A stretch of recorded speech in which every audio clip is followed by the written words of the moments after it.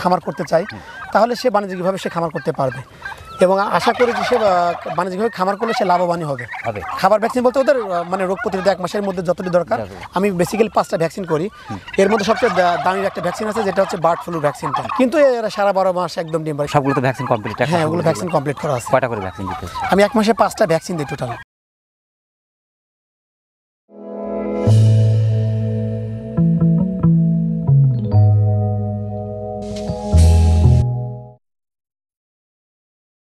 আসসালামু আলাইকুম সুপ্রিয় দর্শক, প্রতিনিয়ত ছুটি চলছি বাংলার এই প্রান্ত থেকে ও প্রান্তরে।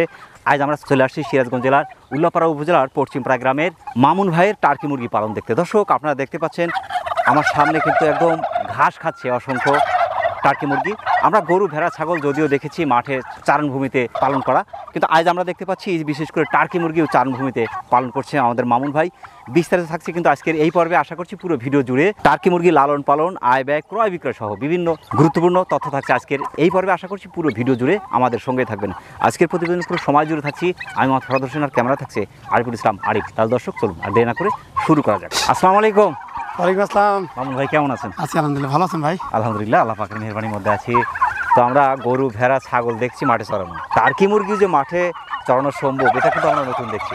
আচ্ছা আচ্ছা, মাশাআল্লাহ, খুবই ভালো লাগছে। এটা কি ঘাস খায় মূলত? হ্যাঁ, ওরা খুব ঘাস পছন্দ করে। এই নরম ঘাস দেখতেছেন কত সুন্দর খাচ্ছে। জি, খুবই ভালো লাগছে যে ভেড়া ছাগলের মতো যে টার্কি মুরগিও ঘাস খাচ্ছে। এটা কি প্রতিদিন এরকম খাওয়ান? হ্যাঁ, আমি যখন সময় পাই তখনই খাওয়াই। মাশাআল্লাহ, আপনি যেহেতু চাকরি করেন, হ্যাঁ, চাকরির পাশাপাশি আপনার টার্কি পালন করছেন। জি জি জি। তো মাশাআল্লাহ, এই টার্কি পালনের উদ্বুদ্ধ হন কিভাবে? আসলে আমি অনেক আগে থেকে যখন বাংলাদেশে প্রথম টার্কি আসে জি, তখন আমি টার্কিগুলো দেখে যে ময়ূরের মতন এবং অনেক ওজনে বেশি হয়, দেখতে খুব সুন্দর লাগে। জি, তো এই জন্য চিন্তা করি যে আসলে এটা সৌন্দর্য জিনিস, তাহলে একটু শখ করে পালি। জি, শখ করে প্রথমে আমি বাচ্চা কিনে বড় করি। আচ্ছা, তো এটা বাচ্চা থেকে ধীরে ধীরে যখন ডিমে আসে তখন থেকে আমার ভালো লাগে যে না, অনেক কিছু সম্ভব। তো তারপরে তখন আমি বেশি করে নিয়ে চিন্তা করি শখ থেকে একটু শৌখিনতা থেকেই একটু বাণিজ্যিক রূপ নিতে পারে নাকি। তখন আমি বেকার ছিলাম, আর এখন একটা ফার্মাসিউটিক্যালে জব করি, পাশাপাশি যদি এটা আমি করতে পারি তাহলে আমার জন্য একটা এক্সট্রা একটা ভালো একটা সাপোর্ট আসে। জি, মাশাআল্লাহ। এটা কত বছর আগে শুরু হলো? এটা করছি প্রথমত সেই 15-16 দিকে আমি প্রথম শুরু করি। জি, কয়টা দিয়ে শুরু করা ছিল?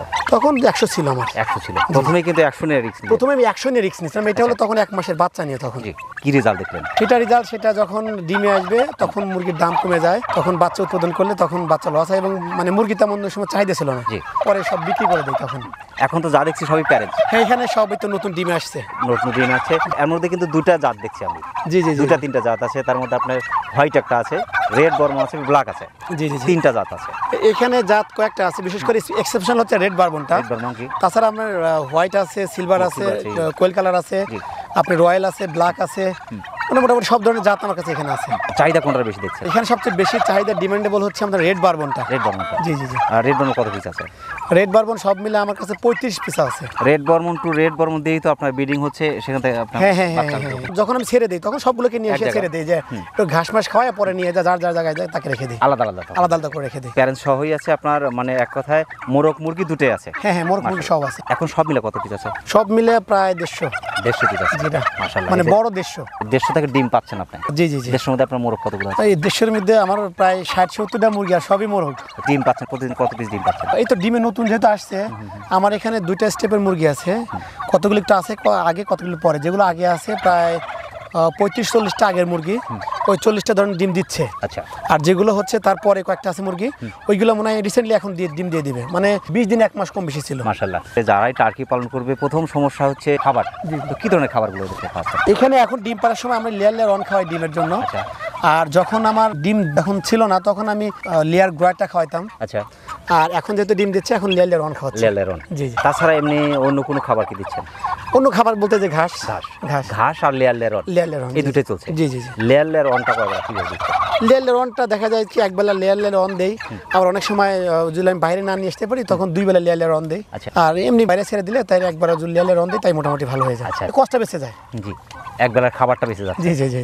মাশাআল্লাহ। এখন আপনার 150 পিস এই যে আপনার টার্কি পালন করছেন, সব মিলে প্রতিদিন কত টাকার মতো খরচ হচ্ছে? 150 পিসের কাছে আমার প্রায় প্রতিদিন বলতে পার মাসে আমার প্রায় 35-40 হাজার টাকা আমার খাবার লাগতেছে। 35 থেকে 40 হাজার টাকার মতো খাবার খরচ হচ্ছে। তারপরে বাসস্থান, কি ধরনের বাসস্থান এদের জন্য উপযোগী আপনার মনে হয়?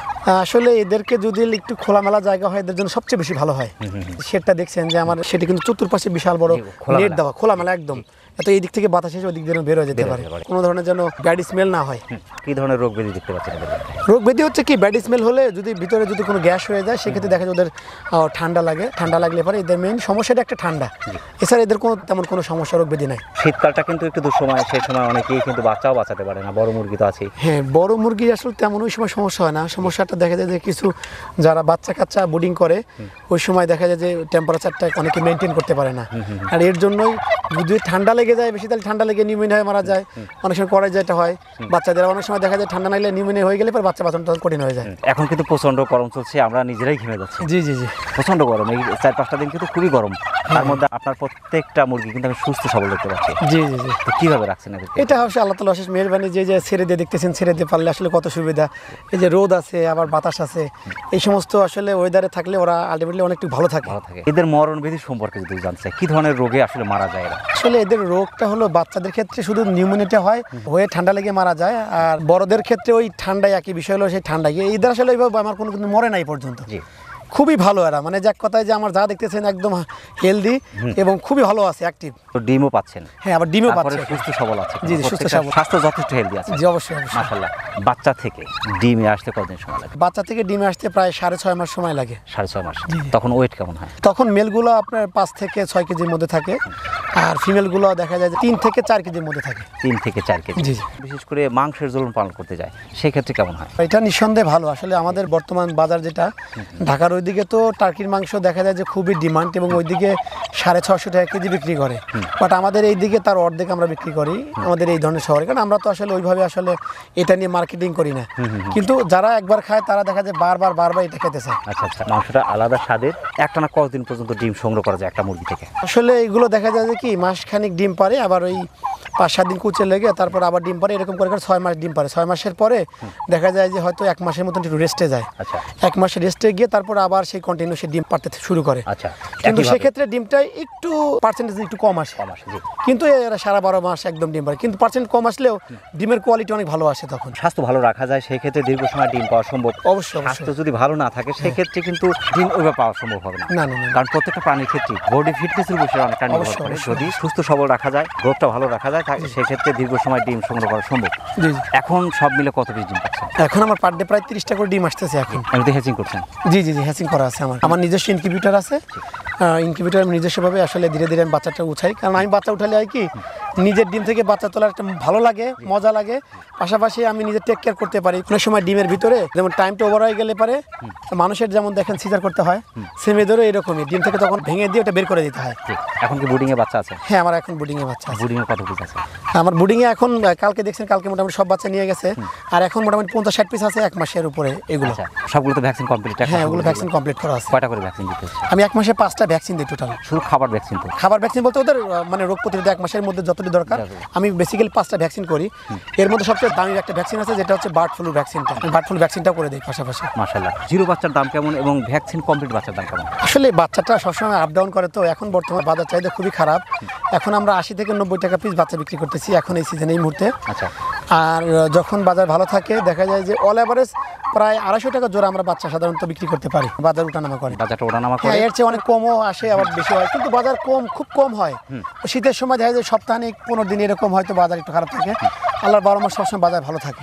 নতুন উদ্যোক্তা বিশেষ করে যারা এই টার্কি মুরগির খামার সেক্টরে আসতে চাচ্ছেন, জি জি। তাদের সম্পর্কে কিছু বলেন। আসলে আমি বলি যে তারা 2-1টা করে নিয়ে সে যদি মনে করে যে না আমি এখানে আসবো, তবে তাকে আগে শিখতে হবে। আর প্রথমে 2-4টা নিয়ে সে পালা শুরু করবে, আবার শুরু করার পরে সে যদি মনে করে যে না আমি এখানে, তার যদি সামর্থ্য থাকে, আর্থিক অবস্থা যদি ভালো থাকে, সে যদি মনে করে যে না আমি একটু তাহলে বড় করে আমি একটু খামার করতে চাই, তাহলে সে বাণিজ্যিকভাবে সে খামার করতে পারবে, এবং আশা করি যে সে বাণিজ্যিকভাবে খামার করলে সে লাভবানই হবে। হবে? জি টার্কি পালনের লাভ আছে তো? হ্যাঁ, ইনশাল্লাহ অনেক ভালো লাভ আছে টার্কি পালাতে। অনেকেই মনে করে যে আসলে খামার করব, টিম আসবে, সেখান থেকে বাচ্চা কয় টাকা পাবে, কত খরচ করলাম এবং কয় টাকা লাভ হবে, অনেকে এইটার একটা দ্বিধার মধ্যে থাকে। কিন্তু হ্যাঁ, হ্যাঁ, এখন অনেকে সাহস করে পরে পিছিয়ে যায়। জি জি তো জি সেই ক্ষেত্রে আপনি বলতে চাচ্ছেন টার্কি পালনের লাভ আছে, জি জি জি কেউ ইচ্ছে করলে এই সেক্টরে আসতে পারে। জি জি বাচ্চাগুলো যখন সেল করছেন, জি জি জি। তো সেই ক্ষেত্রে পাঠাদার ব্যবস্থাটা কি? আমাদের এখানে সারা বাংলাদেশে আসলে যোগাযোগ ব্যবস্থা আমাদের এমন একটা জায়গা উল্লাপাড়া, যেটা আমরা সারা বাংলাদেশে বাসের মাধ্যমে সব জায়গায় বাচ্চা এবং বড়গুলো পাঠাতে পারি আমরা। যেটা আসলে অন্য অন্য জেলাতেও এরকম সুবিধা নাই। আল্লাহ কাছে শুকরিয়া, এই জন্য আমরা বাসের মাধ্যমে সারা বাংলাদেশে আমরা বড় এবং ছোট সবগুলো পাঠাতে পারি। আপনি যে উপজেলার মানুষ, সেই উপজেলাতে কিন্তু উত্তরবঙ্গের প্রবেশদ্বার বলা হয়। জি জি জি সেই প্রবেশদ্বার সংলগ্ন আপনার আমার বাসা, জি জি যার কারণে এই সুবিধাটা কিন্তু আপনি পাচ্ছেন। জি জি জি সারা দেশে অনায়াসে আপনি পাঠাতে পারছেন। জি জি জি। সেই ক্ষেত্রে যারা নিচ্ছে তারা কি টাকাটা আগে পে করতে হচ্ছে না পরে দিচ্ছে? আসলে টাকাটা আমরা সময় আগেই নিয়ে থাকি, কারণ অনেক সময় দেখি কি আমরা প্রতারণার শিকারও হয়েছি যে বাচ্চা পাঠানোর পরে তারা ফোনটা বন্ধ রাখে আর আমার সাথে কোনো কন্ট্যাক্ট করে না। আমরা হাজার যোগাযোগ করলেও যদি মেসেঞ্জার নক করে রাখে, তারপরে মেসেঞ্জার ব্লক করে দেয় আমাদের। তো এই জন্য আমরা সবসময় চেষ্টা করি যে আমাদের আগে সে অবশ্যই আমাদের খামার দেখবে, প্রয়োজন তার সে এসে দেখে এসে নিয়ে যাবে। যদি না পারে উচিত যে তার ভিডিও কলে আমাদের দেখে বাচ্চা আছে কি, আমাদের মুরগি আছে কি, এগুলো দেখে তারপর সে আমাদের এখানে কনফার্ম করতে পারে। তবে নিশ্চিন্তে এখানে আপনার ক্রয় করতে পারে কিনা? নিঃসন্দেহে ইনশাল্লাহ ক্রয় করতে পারবে। সে যদি মনে করে এখানে কোনো ধরনের সমস্যা, অবশ্যই সে আবার আমাকে কেন প্রতিবেদন করবে, সেই ভাইকেও যদি কমপ্লেন দেয় আমি তার সমস্ত কিছু ক্ষতিপূরণ দিতে রাজি আছি ইনশাল্লাহ। অনেক ব্যস্ততার মধ্যে কষ্ট করে আমাদের চ্যানেল সময় দেওয়ার জন্য আমাদের চ্যানেলের পক্ষ থেকে আপনাকে অসংখ্য অসংখ্য ধন্যবাদ। সেই সাথে আপনার এই সার্বিক কৃষি জীবনের এবং আপনার এই চাকরি জীবনের উত্তর সফলতা কামনা করছেন। ভালো থাকেন। ঠিক আসসালামু আছে, আলাইকুম। ওয়ালাইকুম আসসালাম, ভালো থাকবেন। ইনশাআল্লাহ। প্রিয় দর্শক, আবারও সকলের সুস্বাস্থ্য এবং দীর্ঘ কামনা করে আজকের মতো আমাদের মামুন ভাইয়ের টার্কি মুরগির খামার থেকে বিদায় নিচ্ছি। সকলে ভালো থাকবেন, সুস্থ থাকবেন। আল্লাহ হাফেজ।